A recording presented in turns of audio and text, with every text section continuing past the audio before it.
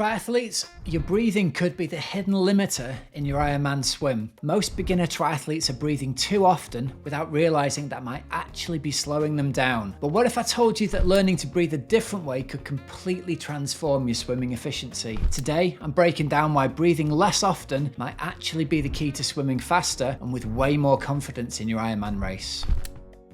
Essential swimming skills then before we start adding distance onto your swim. So first up, the two things I think that are going to be really important here are getting confident breathing and learning an efficient body position in the water. So let's talk about breathing first. Breathing's obviously really important. We understand the importance of breathing in day-to-day life, but what we don't understand, especially if we've come to swimming from a running or a cycling background, is how much breathing limits our ability to swim at various paces, either to swim fast but also critically in order to be able to swim at a slow or relaxed pace, which is what we're going to need for Ironman distance swimming. So one of the first skills we're going to work on as beginner swimmers is learning to fully exhale out into the water. I want you to picture in your head that as you're swimming, as the swimmer turns the head to one side to breathe, at this point, all we want the athlete doing is inhaling. From the moment that their head is to the side, to the moment the lips go back under the water, we want to use all of that available time to be getting air and oxygen into the body. And that sounds really obvious, but often I've worked with athletes, in one case, a guy who was a world champion Ironman triathlete in his age group, who was trying to breathe out and in at the same time as he turned his head to one side. And no swimming coach had ever mentioned this to him before. And it revolutionized his swim. He was already a very good swimmer and has obviously learned to swim very quickly using this technique. But when we got him to be breathing out and exhaling fully into the water, it gave him so much more chance to get more air and oxygen into his body as he turned his head to breathe. So that's the first thing we're going to work on. The first drill to work on with this is called a sink down drill. You're going to be in the shallow end of the pool and want to be able to be comfortable standing up and that you can bend down and that you can still stand up and get your head clear of the water. So it's really important you're comfortable and confident in the shallow end here. So what we're going to do is we're going to take a big deep breath. We're going to bend down into the water.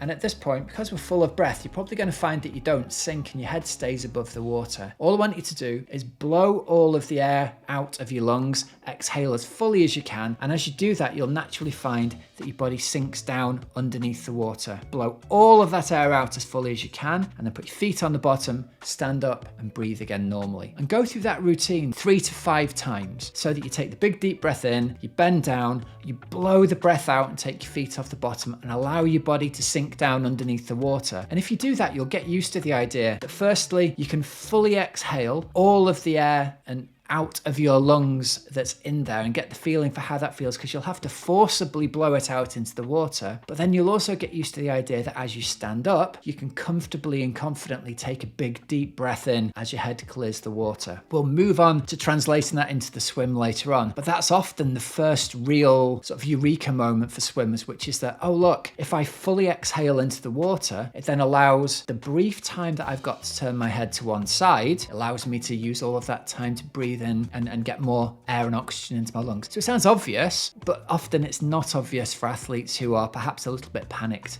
as they're swimming. The next thing we're going to do to try and embed this actually into your stroke is the bubble, bubble, breathe drill, which is really simple. All it's going to involve is saying the word bubble twice into the water as your face is in the water, as you're swimming normal front crawl, and then turning your head to the side to inhale. And what this is going to do by actually having to say the word bubble and blow that oxygen out of your lungs and mouth at the same time, it'll give you something to focus on other than that feeling of, oh, I should be breathing out now. So it's a really effective and fun drill for someone who's struggling to breathe out into the water. It allows you to see those bubbles and hear them and gives you something to focus on. Again, it's usually a very quick fix, usually a couple of lengths of that, and people are then thinking, right, okay, I'm now exhaling fully into the water before I turn my head to one side to breathe back in again. And the next thing that's going to really help you with your breathing is learning to swim slower on purpose. So if you're from a running or a cycling background, it's not unusual to approach swimming from a kind of bull in a china shop point of view, because we see a set laid out on the card at the end of the lane or on the whiteboard and it says 4 by 100, and our brain says, this is an interval set. I've done interval sets on the bike or at the running track. Interval sets are hard.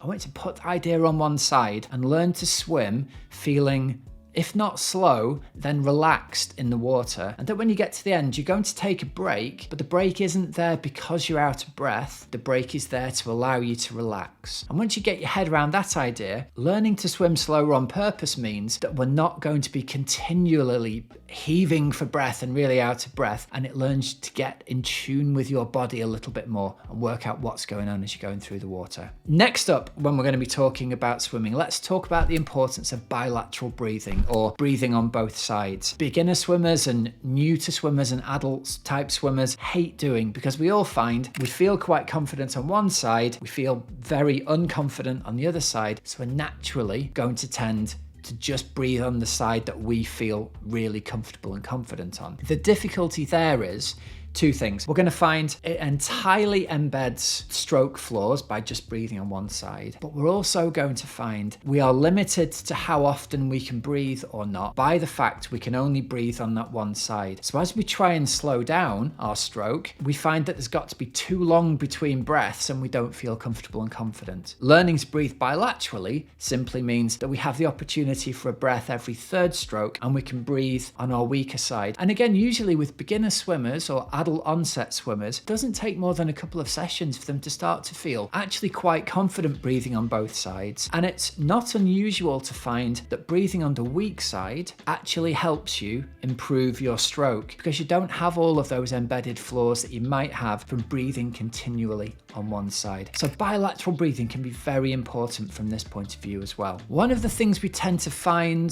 that athletes have problems with in the swim, I mentioned earlier, if you've come to swimming from a running or a cycling background, it's really quite common that athletes have to take a break after 50 meters, or have to take a break after 100 meters because they are gassed, they're totally out of breath, they're heaving for breath like they're at a track session. And often that's not because they're swimming really hard, it's because what's happening is they're breathing every stroke. They don't really need to breathe every stroke, they're just doing it because it's habit. And because they're breathing more frequently than their body needs to, they're clearing all the carbon dioxide out of their blood, which, as anyone knows, that's the driver for how often to breathe. Our brain and our body completely lose touch with each other on what the driver for how often we need to breathe is. It's a bit like when a child hyperventilates in a class. All of the carbon dioxide is gone, so the regulatory mechanism for how to keep control of how often to breathe is completely messed up. The athlete feels very out of breath and associates it with being unfit. And it's not that at all, it's just actually they've been breathing too often. So if that's you, if you're aerobically a fit athlete, but you find that you're really out of breath without really understanding why, this is often the cause. And learning to breathe bilaterally will mean you breathe every third stroke rather than every second stroke. That can be a game changer, because limiting how often you breathe limits how often you breathe out, which controls the carbon dioxide loss problem, which means that you can get into a much more regular rhythm